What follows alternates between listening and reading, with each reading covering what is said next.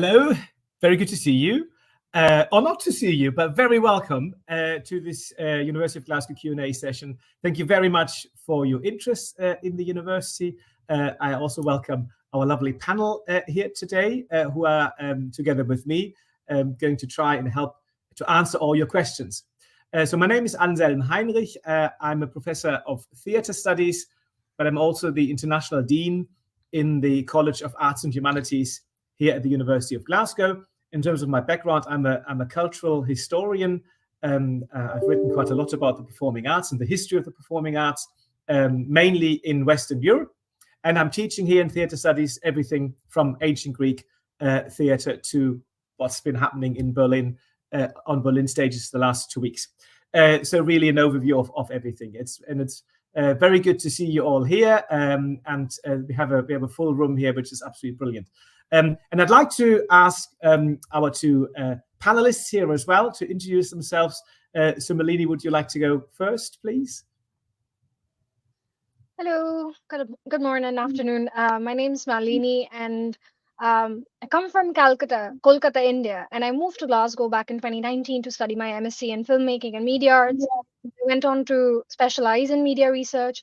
Right now, I am working as the communications lead for Built Environment Forum Scotland.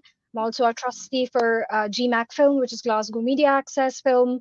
I also run my small business called Art of Birdie, and I work with clients like Glasgow University, British Council, Glasgow Life, many amazing clients all over the world as a designer.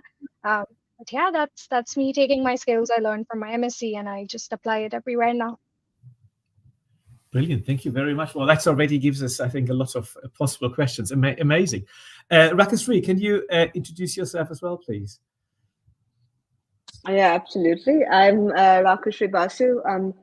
I studied creative industries and cultural policy MSc at the University of Glasgow. I'm a 2022 cohort.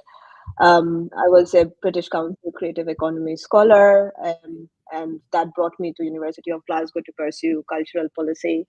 I'm a producer, film and TV producer.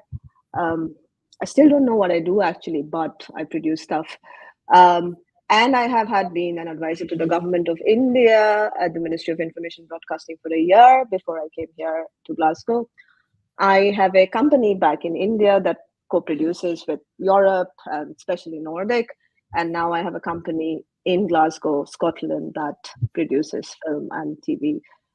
So that's me. Wow, amazing, absolutely amazing. I think this gives you already a flair of what is possible if you come to Glasgow and then enter into the real world of employment. Now, if you wanted to, you can enter your questions in the chat, which on my screen is to my right, and it's probably the same for you. So do please enter your questions in there, and we will do our best to answer them. But before you do that, I have a few questions prepared as well. Sometimes it takes a little bit of time to get going and to think about what might I want to ask, what might I want to know. So I'd really like to know from both of you what brought you to Glasgow. How was your decision making before coming here? So for me, I was deciding between Uni of Sussex, UCL, and Glasgow Uni, and I looked at my career alignment. I wanted to study both filmmaking as well as media arts, and I looked at the modules present at Glasgow Uni, and it aligned with where I was wanting to go and what I wanted to study. And also, I wanted to be in Scotland because it's quieter, it's very close to nature. I wanted to be I've always been very fascinated by Celtic cultures, and I wanted to be in Scotland to study. What about you, Rakasri? What drew you to Glasgow? What was your decision-making process? I would say there was no decision-making process for me, because my life has just been an amalgamation of accidents, Well, I started my career in film and TV as an accident because I didn't get good grades in science. I had a science background in school. I started my company back in India as an accident. And that streak continued with me coming to Glasgow was also an accident, because when COVID hit, and my company that deals with international productions, mainly that goes into India to filming, went through a business crisis. Given during COVID, there was no projects going into India. So that was a time when I was basically doing nothing, sitting on the couch watching Netflix. Not the best productive thing that you can do in life. And I started to think that, I haven't actually done my master's. Why don't I pursue education again and learn and try to see where life takes me, and at the same time upskill myself, which I was thinking was a need of the hour then. And so I started looking into courses that sort of align in what I've done. And because I work as a producer, so I have the skill sets and the experiences of doing things on ground, making film, TV, selling them, distribution, as well as because I was a policy advisor to the government as well. So I came with a mix of skill sets, as a policy advisor as well as working on ground. So I started to look into something that would align in both ways. Uh, and then I came across this course at the University of Glasgow. It was called the Creative Industries and Cultural Policy. And I was like, oh, this actually has everything that I want. And Creative Industries and Cultural Policy is a very interdisciplinary course. So I studied across the College of Arts. We had modules from the business school. My second semester specialization was intellectual property, so which is from the College of School of Law. So I looked at the holistic overview of the course, and I thought this was brilliant. It just worked perfectly, aligned perfectly. So I applied through Glasgow, got in, applied through the scholarship at the British Council Creative Economy Scholarship. That was just a one-off scholarship that year, actually, which they were offering to people who had a substantial contribution within the creative economy sector in India. And again, I aligned with what the scholarship wanted to deliver across on board as well. So that's how I came. So it was purely accidental. But like I said, my life's been just accidents over and over again with, career decisions. I think that sometimes if we think about looking back, oh, everything was planned, or you speak to somebody else and it looks like everything was going according to a plan. It very often doesn't it? I mean, it's very often accidents. It's things that happen and you don't really know why they happen, and you take a chance and then suddenly in the end it works out, and you look back and say, oh, actually that made sense. But it's in the moment, that's very often not the case, or it doesn't feel like it anyway. There were two things I wanted to say here. You spoke of Netflix, which I find really interesting. One of our graduates in theatre studies is Richard Gadd, and he's just had a phenomenal success on Netflix with Baby Reindeer, which is an autobiographical piece, really, about him being stalked in the past. Very courageous, brilliant piece. And he's one of our graduates. And that links to the second thing that I wanted to say. Very often we get, in Arts and Humanities, we get the comment, oh, but I really like these things. I like doing theatre. I like doing film. I like doing classics or archaeology. But what job is at the end of it? Where's the job market for this? And I think Richard and you two are perfect examples of going into doing something that you really, really enjoy, you really like. It's creative. It's in the Arts and Humanities, but there is a job at the end, and you're really fulfilled and you live a happy life. So I think there are lots of positives, and sometimes there is this perception that the Arts and Humanities do not pay for a good job, but they really do. And there are very, very often very direct links between doing subjects that are Arts and Humanities based and having a wonderful and brilliant career. Before we get to, before I had any questions yet, so I just continue with my questions. And there was one question that's a little bit away from the academic side of things. And it's really, what are the people like in Glasgow? So if you were an applicant from India and you came here, you didn't know absolutely anything about Glasgow and about Scotland, what would you tell them? Malini, do you want to go first? I think the first thing I would tell them is you're in for a shocker, because everybody is very friendly. Like, I came from a big city. I had been in cities all my life. I mean, it's still a city, but it's the friendliest city I've ever been in. You're going to meet people who will literally walk you to the place you're trying to go to if you ask for help. Everybody's there to help you. Nobody's nosy, nobody's judgmental. Like it's quite an open-minded society. Everybody's like, so my experience was very, very positive when I first came to Glasgow. At first I had a bit of trouble with the accent. I'm not gonna lie. I was like, I thought I knew English. But then it's the Glaswegian accent and it's quite fast and it takes time, but you'll pick it up. But most people are incredibly friendly and just kind. And Glasgow Uni is very international, so you'll actually end up making friends from literally all over the world. So it's quite a lovely adventure. Thank you. Yes. Anything to add, Rakeshri? Yeah, I think when people end up in Glasgow, yeah, the shocker for me was the accent, because I realized, what kind of language is that? That's not English, In the beginning, it was quite difficult, because when I used to take the public transport to university, most of the times the driver would speak and I would be like, what? Sorry, come again.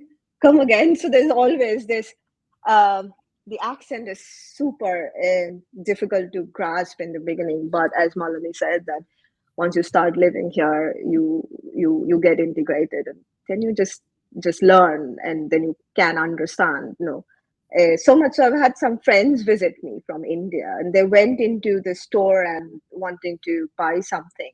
They didn't really understand the accent, so they came out and said, oh, I don't understand, they're not speaking in English. I said, no, they are speaking in English. And so I had to go in and ask the person. And then my friend said, did you really understand what he was saying? It was like, yeah, I did. So when you stay here for as long as Malini and I have stayed here, you understand everything. You become a very integral part of the city, and the city is lovely. It's a very cosmopolitan city. The city has a character. I often say, and a lot of people around me say, like, Glasgow is a city that is full of character. Edinburgh is poetic, but Glasgow is just oozing with all characters at every corners of the city. So that's what brings you to Glasgow. Brilliant. That is wonderful. Maybe I can add to this, because I'm a foreigner as well. I'm not Scottish, as you can hear. I'm from Germany originally, and I found that as well. That is a very, very funny, very quick-witted city that doesn't take itself too seriously. And if you go to some other places across Europe, you realize this is really quite unique. The one thing I would say is the weather. I needed some time to get accustomed to that. So it's sunny today, as you can see in the background. The sun's through the window. It's brilliant. But sometimes it can be overcast and it can be rainy quite a lot. And I've met people who say, I really love that. But that's something to get accustomed to. But I would sell Glasgow to anybody. I've started here in 2006, almost 20 years now. Put all my kids here, and it's just a brilliant place. Right, we've had a question here about the MLit English Literature Fantasy. Quite a specific question. What are the career prospects after the degree? And also there's a question about that you were told to get an offer by the 7th of May. So the first thing to answer really there with this fantasy literature one, it's quite special and unique master's program. I don't think there's anything else like it in the English-speaking world. And we have the experts here. Dimitra Fimi, who's just been promoted to professor, is absolutely wonderful. I guess that in terms of career prospects, there's quite a few career prospects there. You could go into teaching, of course. A lot of the graduates become teachers, critics, writers. You could stay in academia and do a PhD, and then go into the academic career. So there are quite a lot of prospects there. And sometimes, picking up on Rakeshri's point earlier, sometimes things just happen. You are speaking to, say, an invited speaker who comes into the masters, somebody who works for, I don't know, Creative Scotland, or who runs a festival. And you get talking to them and they say, okay, why don't you come over and do an internship here? And then you do the internship, and maybe at the end, there's a job. So there are things that are quite obvious in terms of career prospects. And there are other things that are absolutely likely to happen if you keep your ears and eyes open, because it is a city, a really vibrant city, with lots of career prospects. Now, there was a question about the offer. So if somebody maybe can, I don't know how I should do this, to put in my email address into this, and then I'm very happy for the person who calls themselves Literature Capital, which is an absolutely great name, by the way. To call yourself Literature Capital is brilliant. I am very happy to get back to you and follow up on that offer. Okay, we've got another question here by Gideon. Good day, this is really interesting. Live session from Nigeria, fantastic. I'm actually an offer holder at MSc in Religion and Global Challenge. My question is, how full tuition scholarships? Okay, yeah, I think we've got a response to scholarships in the chat as well. So there are scholarships, particularly for African students. So there are earmarked scholarships for African and Caribbean students. And there we've got the, this is for Literature Capital. I mean, I don't get over this. This is brilliant. Literature Capital. This is a great name. Anyway, so there are scholarships for Nigerian students, and interviews are taking place for this very soon. So you might have missed the deadline for this year, but the information is available online, and somebody will put this in the chat. There's also going to be the only thing I have my limitation to secure a place. Yes, okay, so scholarships. So there are, and this is not just for African students, but for across the world, there are scholarships. Some of them are dedicated to particular regions, and some of them are open to anybody. Okay, right. Is there another question? Oh, these were the two questions. Yes. Okay, I have more questions up my sleeve, if that's okay. We just continue chatting amongst us three, and there will be things, hopefully, that are useful for others. Now, we talked about the people in Glasgow, but what else about living in this city that makes it perhaps distinct? Malini, what were you experiencing apart from the people, but living in this city? I think one of the main reasons I moved to Glasgow is because it's the UNESCO City of Music, and there's always incredible bands coming in, indie artists. Just you can go to a vintage shop and find the most incredible instrument. And I'm always on the lookout for good instruments to find. Lots of lovely thrift stores, really lovely, culture of music and theater and film and arts, and it's lovely exhibitions going on, amazing workshops going on, trainings going on, small pop-up markets going on. There's always something happening, and it makes me feel like the city is alive and breathing, and it's like Rakashri said, like it's got its own character. And I think there's a saying in Glasgow that people make Glasgow. It's very true. Most people here like to wear their heart on their sleeves. They're very honest. They're very funny. They don't take themselves very seriously. They're very, very kind.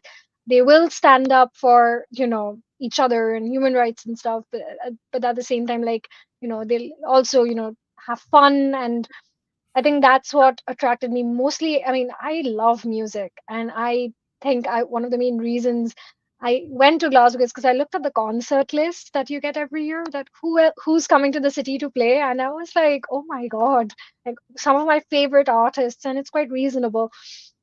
So yeah, I mean, mainly it's the UNESCO City of Music, but there's always so much going on, and you'll end up meeting the most incredible people you can ever imagine just randomly at a pottery workshop on Saturday. Like it's quite interesting. It's a very lively city. Something's always happening. Brilliant, thanks. Rakashri, what could you tell people about living in Glasgow, in this city? Well, my experiences is completely in contrast to Malini's, because I know Malini has done a lot of homework before moving to Scotland. And like I said, mine was accidental. So my love with Glasgow was not like, love at first sight. I gradually started loving the city by living here. And once I started to live here, I figured that the city has so much to give you in terms of culture, in terms of the warmth and love of people, in terms of culture, the art scene, festival scene wise. There's so much going on here. All the museums are free to access, which I was quite surprised because I have lived for a considerable amount of my life in Stockholm and Copenhagen. Everything, every cultural or art access there, you have to pay. But and so is in most parts of Europe. But in Glasgow, everything is free. So if you step into the Kelvin Grove Art Gallery and Museum, it's free.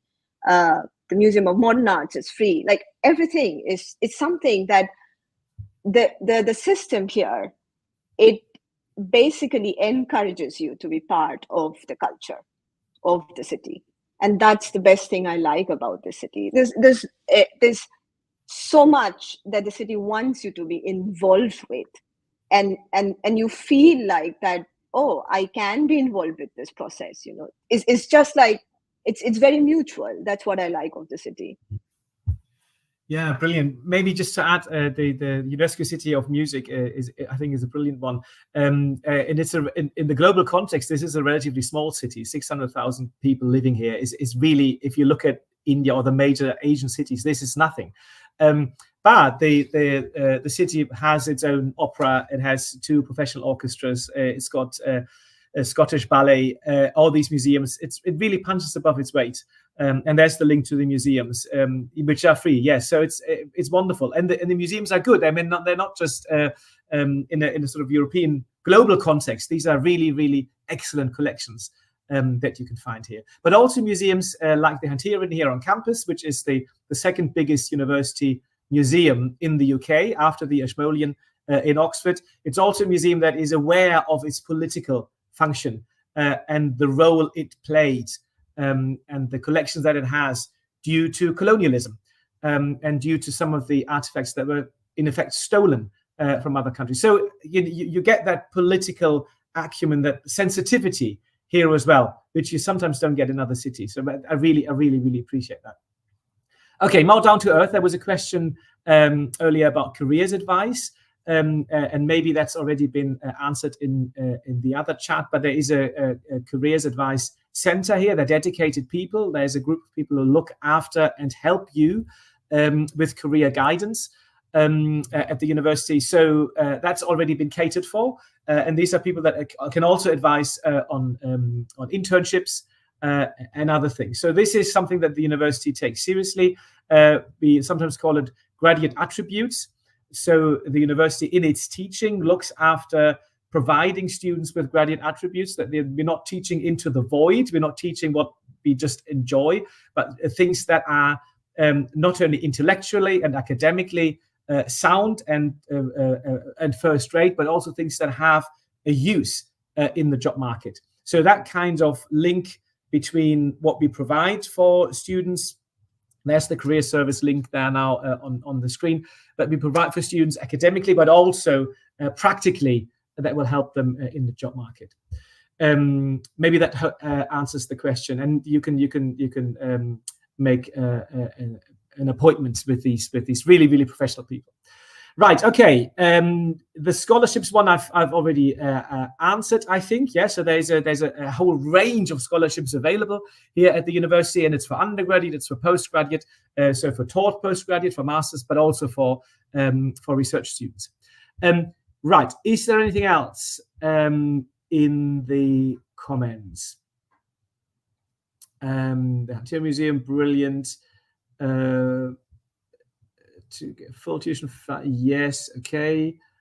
Again, if you have specific questions about specific scholarships, maybe the easiest would be to drop me a line, and I hope either Viv or Max can put my email address in the chat. That would be totally fine. I'm happy to answer sort of detailed questions if they're not general and for everybody. Okay, the fantasy course, yes, brilliant. Okay.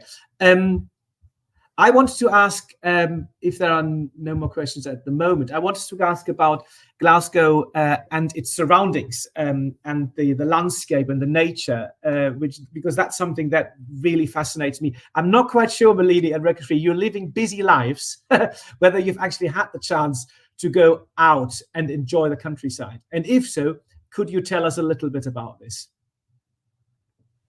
I mean, that was also one of the main factors that brought me to Scotland. Because I wanted to be close to nature. I wanted to have the option of being close to nature. And Glasgow is a city where it's very easy to, like, you can drive for half an hour and you can be in the middle of wilderness. You can take a bus, take a train, and you'll be literally surrounded by gorgeous mountains, and like it's gonna look like a scene from Harry Potter, like a scene from, some fairyland. I've had the opportunity to travel across Scotland. I mean, I'm still traveling quite a lot. My partner's Scottish, and we've been traveling a lot around Scotland, got friends, we go for road trips. It's quite easy.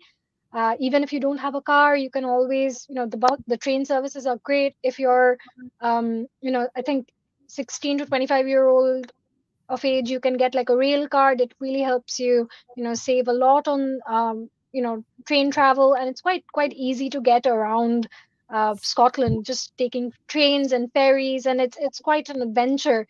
But one of my main, reasons why I moved to Scotland was I mean, obviously education, but also I wanted to be close to the possibility of seeing stars. And it's very tricky to see stars in a place with lots of light pollution. I'm an astrophotographer, so I was like, I wanted to be somewhere where I can, drive for half an hour and I can see stars. So it's very easy to do that in Glasgow. If you're lucky, there might be a solar storm and you can actually get to see northern lights as well. If you just drive like, if you go like a little bit on the outskirts of Glasgow, in areas with low light pollution. Even in Edinburgh, if you go above like Arthur Seat, any area with low light pollution, you can actually see northern lights as well. So yeah, I think that was quite an important factor.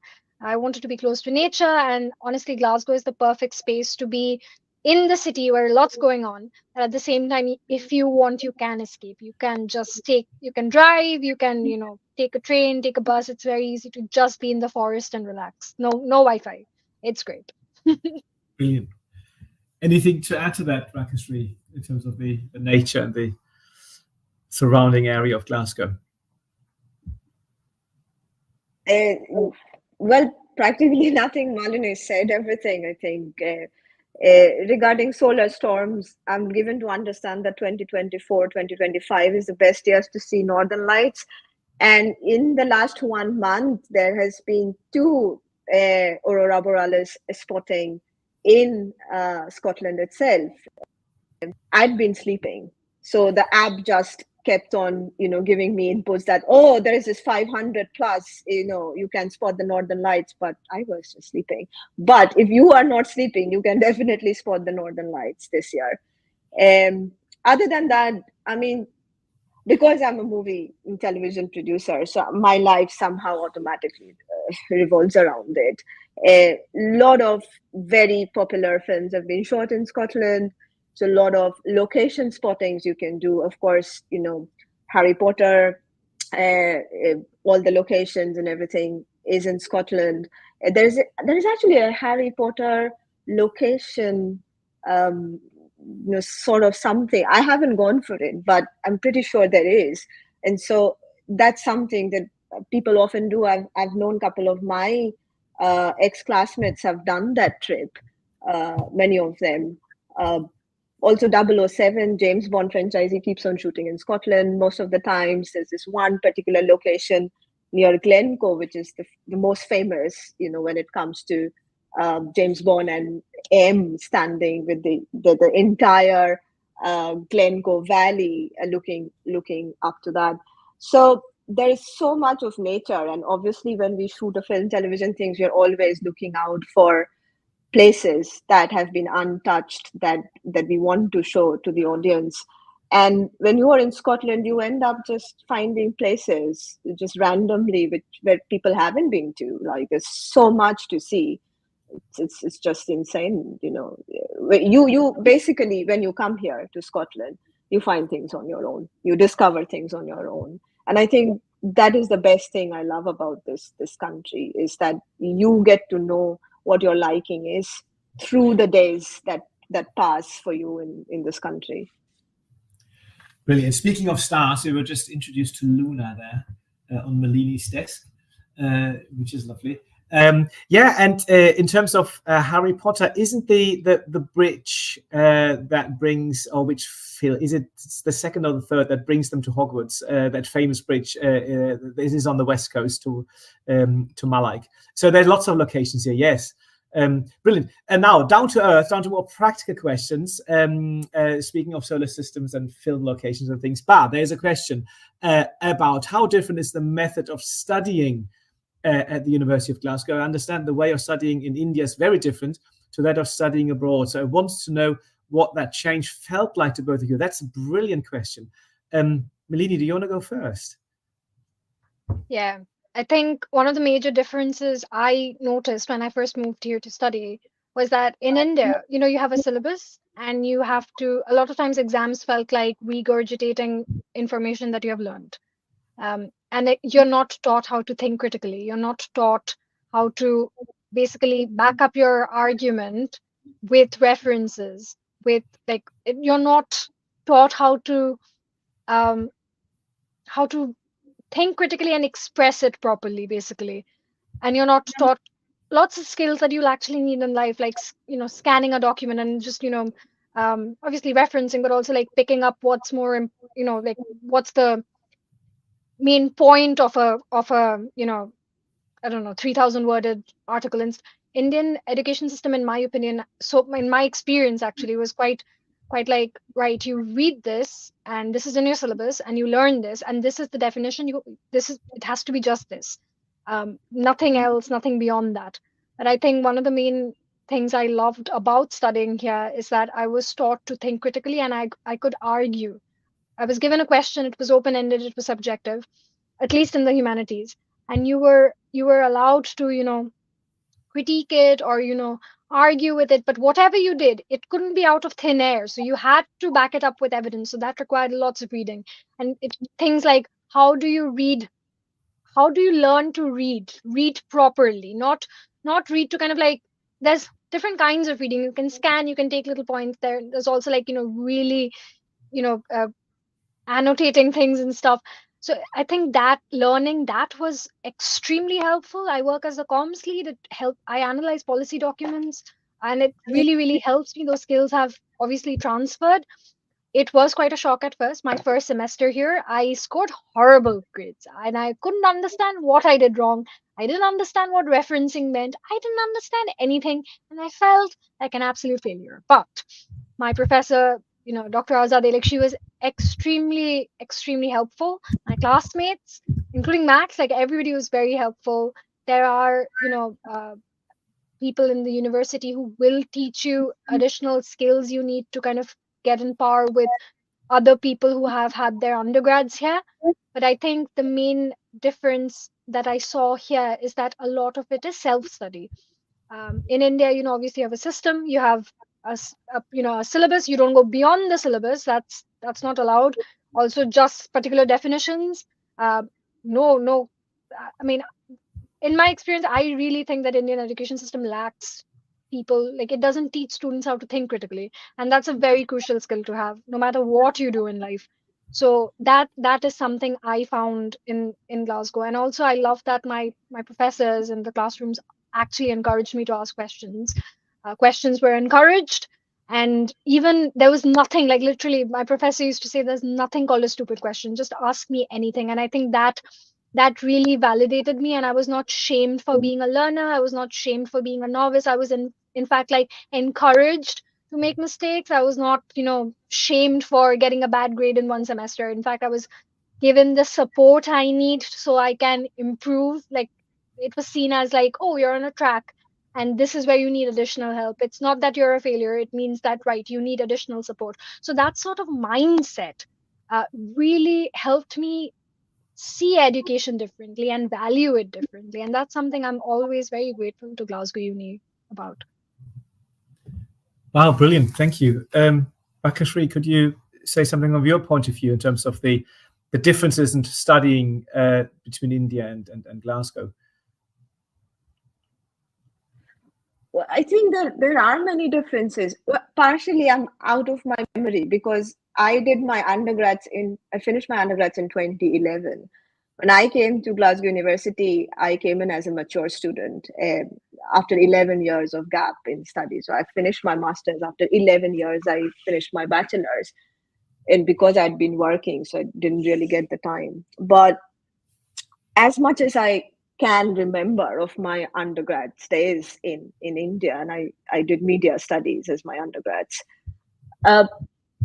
First of all, I think from the system of schooling in India, from the school itself, like 10 standard and then +2, if you're a science background student, you are conditioned to think that you want to become an engineer or a doctor or a computer engineer or something like that sort.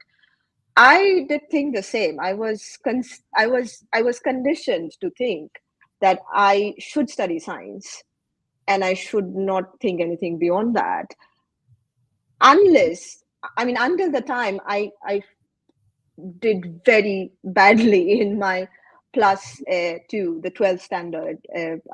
I was an ISC board. I had failed in my maths. I had performed terribly in my science subjects. And I was about to lose a year when my mother said, "Oh no, it's also seen in very bad light." To give you a context, I come from Calcutta, same as Malini. I'm born, brought up there, and within our community and our parents, the society would look down upon us if we miss a year. If we finish standard 12 and we ought to go to the university, you can't take a break here to figure what you want to do with your life. That concept doesn't exist there. So my mother kind of like, "Oh no, you can't lose a year, so you have to study something." And she brought in the option of me studying media science in this random course in a college. And I was like, "Yeah, sure, okay, just not to lose a year." But then things obviously changed from there. But that's the difference, is because we're conditioned to think from our childhood that we can't go beyond this. And also, what I particularly like about the education system in UK is that even if you have studied science in your school, and then you realize that, no, I am more interested in studying literature, or some art subject, or art history. I know there's so many things. You can still change the course of your career, and you can write an SOP and get into a university where there is a course of your liking, of your choice, and you have that option with you to clearly write as to why this subject interests you. And although you come from a commerce background, you've studied economics, but you've studied physics, but now you want to study art history or something of that sort, you can do that. On the contrary, in India, this wouldn't be possible, because it's very streamlined. So if you've studied humanities in your school, you ought to take humanities courses. If you studied science courses in school, you ought to take science subjects in university. Similar, we have something called, I think, commerce, is it? It was arts, science, commerce, right? That's how it was differentiated. So if it was commerce, then you study economics and finance and all that stuff. You just can't go between, those streams, which to me, I find it very challenging, because how do you know what do you really want to do? Because you've not been exposed to all the different kinds of subjects and the whole world in when you're like 16, 17, 18 or something like that. That's the best part here, is that you can do what you want to do, or if you'd like to change streams, you can do that. And much like Malini, I think when I moved in with my course here at Glasgow University, my first no, we didn't give exams. We were writing papers. It was terrible. I failed. It was very controversial because there was a student who was given a fully funded scholarship, and she failed. So that became the talk of the the department there. But then my convener, my professors, they all sat down with me online. I was like a half COVID batch, basically. And they were basically trying to understand what I was not understanding, Like Malini said, I had no clue about all these referencing and, I thought I'd written a brilliant piece because, oh, my English is impeccable, so I just wrote something. I was so proud of it. But then came my grades. It was E2, I clearly remember. And I was like, what? This is impossible. I've never failed in my life, at least with arts subjects, But then the kind of support I got from my convener and the professors, that was top notch. And then they sat me down, they made me understand, okay, listen, this is what, and this is how it needs to be done. And I feel much like everything. Studying is also like very technical. So once you get a grip or an understanding of how to work things out, then you just do it. You just have to be very open-minded, and you just have to understand how the specifics work. And once you understand that, then it becomes way easier for you to navigate that. Thank you very much. Brilliant. I think you beautifully explained the differences, really, and also the opportunities that the students have here. Maybe I just wanted to add from a perspective of the teacher, that the methodologies that we use in teaching are quite varied. So there will be lectures where there's one professor at the front, and the students sit in the audience in a way, and you deliver a lecture, and you in a way deliver information. Most of the teaching, though, is in the classroom. So there's a lot of discussion, there are lots of questions. There's very often sort of group work. So you maybe start a class session with a little bit of an introduction, sort of a mini lecture. Then there is a moment where the students come together in a sort of workshop environment, sort of 4 or 5 students working together on a specific topic. And then you come together at the end as a group to discuss the findings of their group work. Or there's lots and lots of methodologies, lots of different approaches to teaching and learning. I think the learning aspect here is taken very seriously, and it's over and above the teaching aspect. Teaching is always understood as facilitating learning. So I think that's quite nice, and I can see the differences to other countries there as well. I really like that approach. The only other thing I wanted to say is also that we as professors, as teachers, try to be approachable. So my door is just behind me. It's not physically open, but it's metaphorically open. So whenever a student comes and wants to talk to me, and I've got nothing really important to do at the moment, I say, yeah, come in for 5 minutes and let's have a chat. So those hierarchies that do not really exist. We are very approachable here, which I think is quite important for us here at Glasgow. There is a question in the chat about cost of living. And Ishwa, looking forward to pursue ECC at Glasgow, meant to inquire about the everyday cost of living. Is there something, Malini Rakri, that you can give as advice in terms of maybe differences to India, to your home cities? How does Glasgow compare? Now, I have to be very honest here. There is a cost of living crisis going on. Everything is quite expensive. If you're a young person, you do get some, if you're a young person or you're neurodivergent, if you have a disability, you get some concessions. But I would definitely recommend, like, as an international student, get a part-time job, whether it's at Glasgow Uni, whether it's, I used to be a waitress when I was studying. It paid the bills, but it's just, it is quite tricky. Everyday cost of living, it depends on whether, how you're traveling. Like, public transport is not that expensive. You can get a rail card. Please recommend getting a rail card. Yeah, I think the website information is quite helpful. I think when I moved here, it was around £850. Now it's around £1,000 a month for cost of living. The biggest expense you will have is the rent. So, as long as you can find a good student accommodation, ideally, will definitely recommend university accommodation. First of all, for the cost. Second of all, you'll meet incredible people. But yes, that will be your biggest cost, your rent. But everything else, like, food, there are certain places where things are cheaper. Asda, Lidl, it's all quite cheaper compared to Sainsbury's and M&M and stuff. Sorry, M&S. Sorry. But yes, like, it's figuring out what works for you. There are ways around it, but obviously I will always recommend getting a part-time job in order to support yourself here, even if it's, and also, like, as a student, like, I don't know which country you come from, but then there's a 20-hour work limit.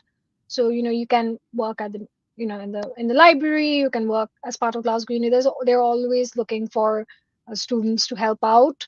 But yes, that should be, whatever you earn from that should be enough to keep you going. But yes, keep in mind, rent is the most expensive. Everything else can be taken care of. I hope I was honest about this. Brilliant. It's going to be tricky, but it's not that tricky.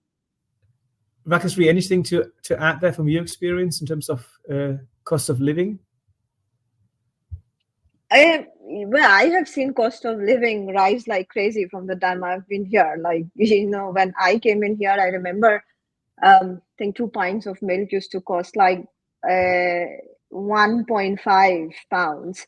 Now it costs 1.55 pounds, and that's been an increase in 2 years. And these are very basic things that has gone up in the last couple of years. And I shop from Lidl because it's obviously the cheapest thing to do, but I totally agree. I think rent is the maximum that it takes from your monthly expenses. It depends where you are staying as well.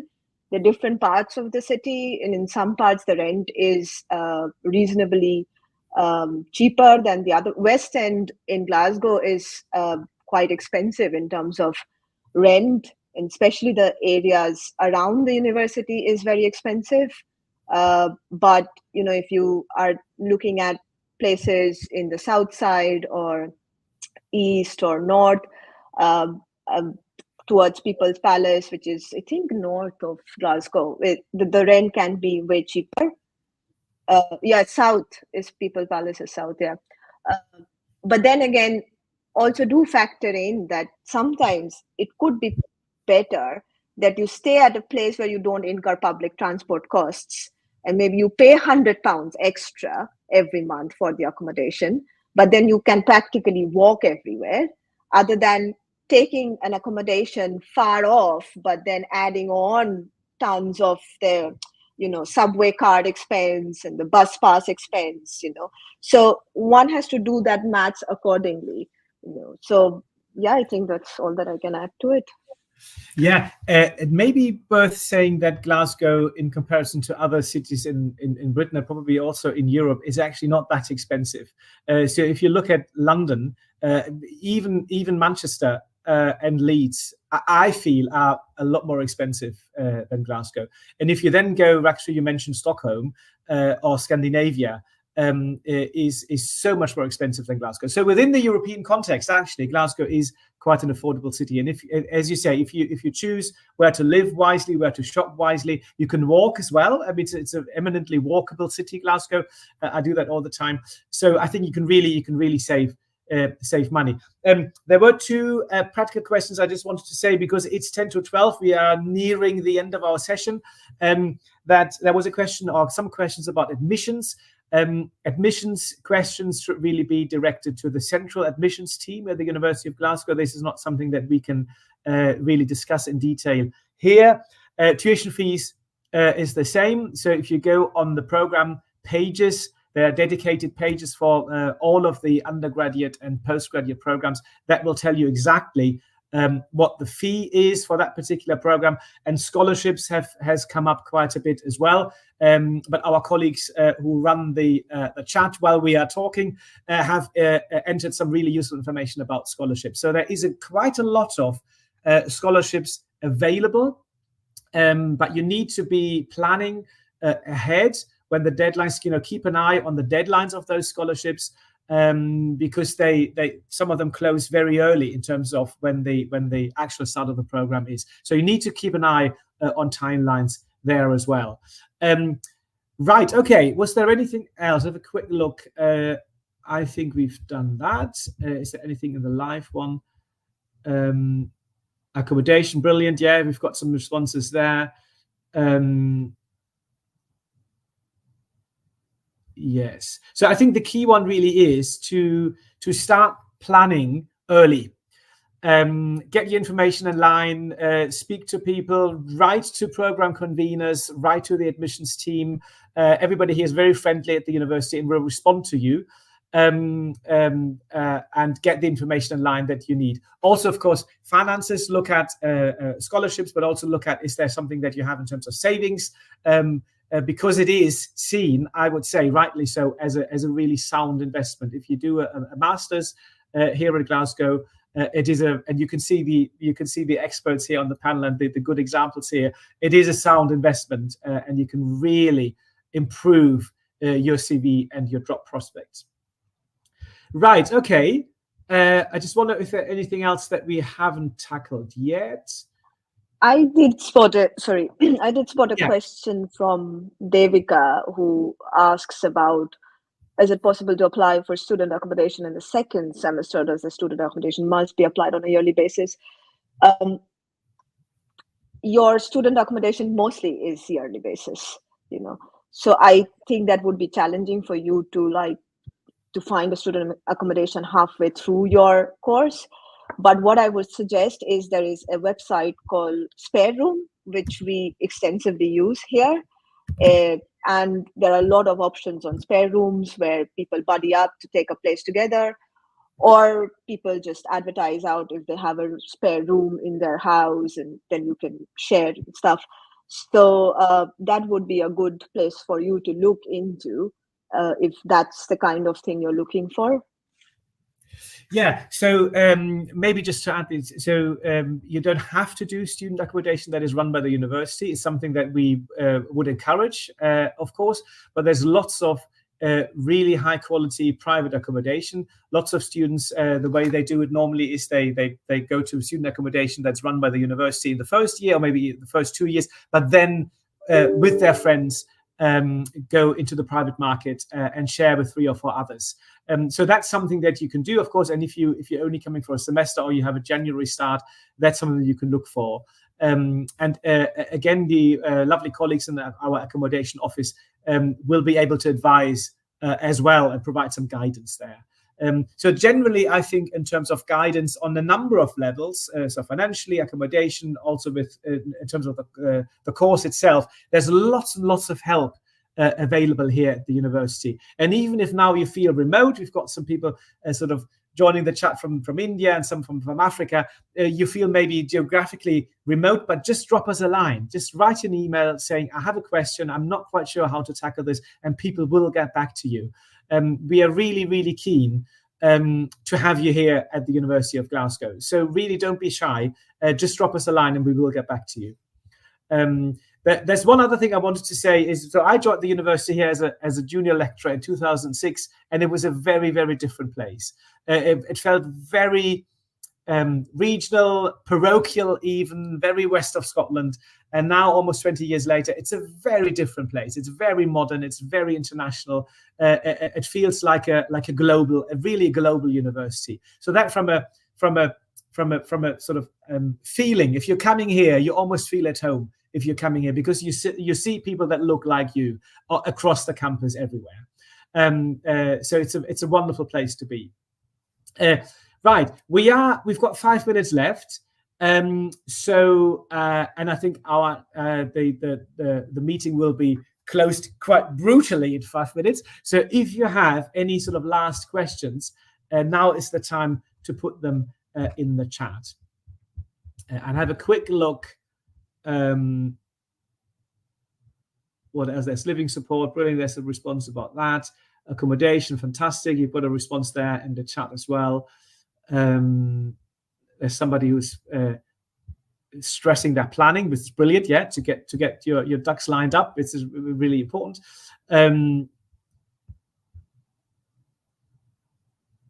Okay, yeah, we have answered the accommodation question. Yeah, so as we said, of course, student accommodation run by the university is important, but you can also look for the private rental market.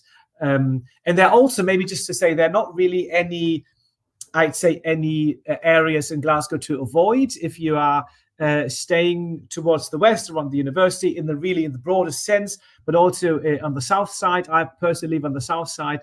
Most places in Glasgow are absolutely safe. And it's nothing really to worry about. But again, if you're worried about a particular area, again, just write to us, write to the accommodation office, and they will be able to advise. So there are people behind email addresses. There are people who run websites and people who are friendly people who are really, really willing to help. Okay, is there anything that Malini Rakashri you're picking up in the chat or you wanted to add before we close? Yeah, there's one more thing I just want to add very quickly. I think it all boils down to like your success after you choose to do this master's would eventually boil down to your self-awareness. Choose a course that like decide where you want to go in life, choose the course that will support it. This is not, going to solve all your problems, but it will solve a significant amount of your problems. And, if you do get an offer, if you choose to come here, make the most of it. It's one of the best investments you can ever make. There is a question actually about dissertation, Ritika, about the working on your dissertation and the supervision, I guess. So there's a process for this. So if you are an undergraduate student, you choose your own dissertation topic and you get assigned a supervisor. And then you work with that supervisor on that topic for a number of months, really. So in theatre studies and many other subjects across the college, you may be choosing a topic over the summer. Then you formally start in September, and then you submit it in April the next year. So it's quite a big project, but you get the guidance and the supervision from a supervisor who helps you suggesting the literature. We will be looking over drafts. We will be looking over a plan that you have for the dissertation, and that's the same at a master's level as well. So you get a dedicated supervisor, sometimes two supervisors, and there's a lot of guidance and a lot of help. So you're not being left alone writing the dissertation, but there's a lot of help available.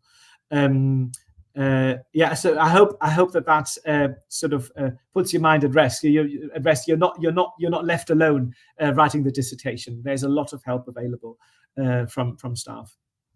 Contact emails of the Indian students planning for 20. Oh, I'm not sure we can do that because there is we call it GDPR, so data protection.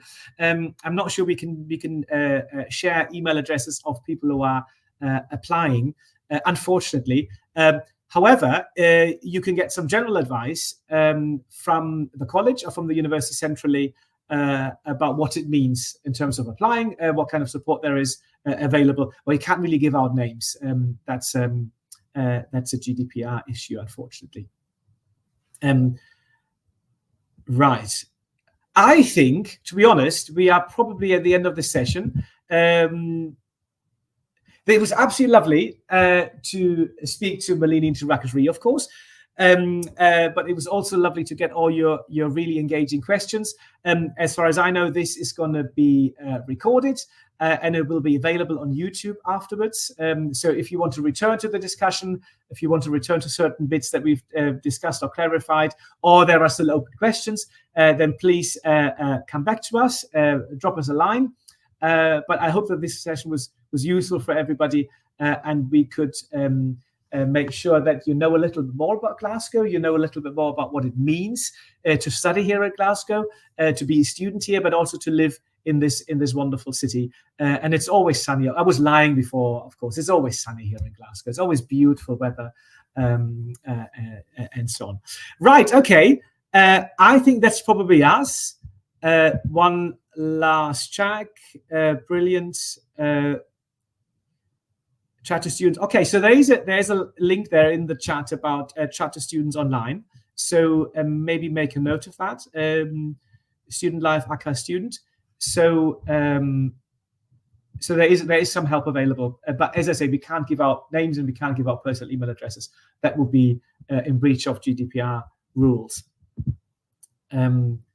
Right. Okay. Brilliant. So it's 12 o'clock. I just keep on talking until we are being brutally interrupted by the sign that will probably say you've got 30 seconds left. But yeah, just really just again to say that it was lovely to see all your engagement from all over the world. I am, as International Dean, traveling the world as well, quite a bit, but to have this opportunity to speak to people from Africa and from India is really just amazing. And really just to say, again, that we absolutely to have you here. We'd love to internationalize our student body even further, and to have really high quality students, in this case from India or from Africa, would be and is an absolute joy. And I can speak also from the teaching experience in the classroom. If you have an international classroom, it's so much more engaging. It's so much more fun. It's so much more experiences that people bring to the table, that if you had a monocultural classroom here, that can be. It can also be very interesting, but it's certainly much more interesting if it's in an international classroom and you're speaking to lots of international students. Right. Okay. I think we'll probably leave it at that. Max, if you want to start your jingle that sort of stops our session, that would be absolutely fine, because I think we have addressed all the questions. Yeah,